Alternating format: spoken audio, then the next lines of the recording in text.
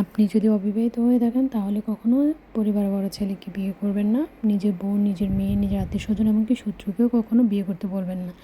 এই যে এখানে দেখেন লাল লাল কিছু মাছ দেখা যাচ্ছে, এগুলো হচ্ছে সুখের প্রতীক মনে হচ্ছে। মানে আমরা যেরকম বড় ছেলেকে বিয়ে করলে মনে করি যে না ওই পরিবারের মানে একবার কর্ত্রী হয়ে যাব, তারপরে যাই ওই পরিবারের সবাই আমাকে সম্মান করবে, পায়ের উপর পা তুলে খেতে পারবো সম্মানে, সব কিছু এটা আমরা মানে মাছ, ওই লাল মাছের প্রতীক মনে হয়। আর দেখেন লাল মাছের সাথে কিন্তু একটা সাপ লাল মাছগুলোকে তাড়া করতেছে। এটা হচ্ছে যে বড় ছেলেকে বিয়ে করবেন আর আপনাকে দুঃখ কষ্ট সবসময় এভাবে তাড়া করবে।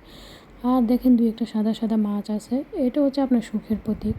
হ্যাঁ, মাঝে মধ্যে হয়তো একটু একটু সুখ পাইতে পারেন, বা আছে না এমন যে সব বড় ছেলের বউরা তো আর কষ্টে থাকে না, ফ্যামিলিতে কাজকর্ম করে না। কিছু কিছু বড় ছেলে বউ আবার পায়ের উপর পা তুলেও খাইতে পারে, আছে এমন অনেক আছে।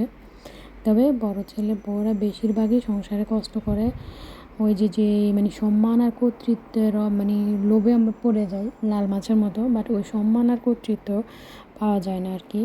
ওই দিন শেষে দেখা গেছে যে আপনাকে কাজ করতেই হবে, সবার জন্য সবার মন রক্ষা করতে হবে, কাজ করতে হবে, মানে ভ্যারাইটি সব কিছু করবেন, কিছুই পাবেন না। ওই সাপ সাপ যেরকম মাছগুলোকে তাড়া করতেছে, সারা জীবন আপনাকে দুঃখ কষ্ট তারপর বদনাম এভাবে আপনাকে তাড়া করে যাবে, এইটাই স্বাভাবিক। আর ওই সাদা মাছের মতো দুই একজন হয়তো এরকম ভাগ্যবান আপু আছেন যারা বড় ছেলেকে বিয়ে করার পরেও না আপনারা স্যাটিসফাইড, আপনি ভালো আছেন। তবে তার মানে এ না যে বড় ছেলেরা অবিবাহিত থাকবে, বড় ছেলেরাও বিয়ে করবে না কেন।